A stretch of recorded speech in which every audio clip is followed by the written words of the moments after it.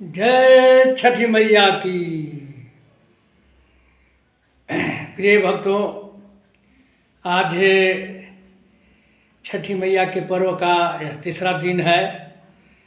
25 तारीख को नहाय खाए, 26 को खरना और 27 को सभी छठी मैया का जो व्रत किए हुए हैं सभी व्रतधारी आज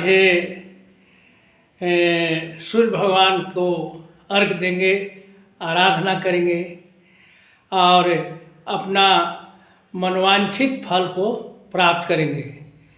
छठी मैया के व्रत से सभी दुखों से छुटकारा मिलता है और भक्तों के दिल में एक सच्ची भावना की जागृति होती है और छठ मैया की महिमा अपरंपार है, अपरंपार है। कहा भी गया है, सभी भक्तगण इसे गुनगुनाते हैं और गाते हैं। छठी मैया के करबई हम बरतिया,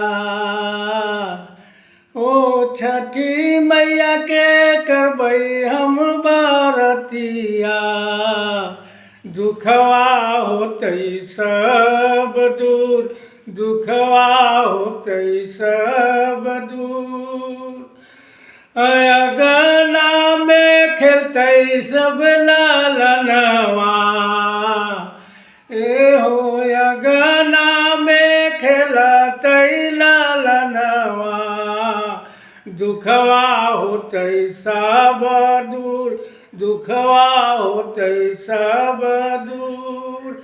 जय हो छठी मैया।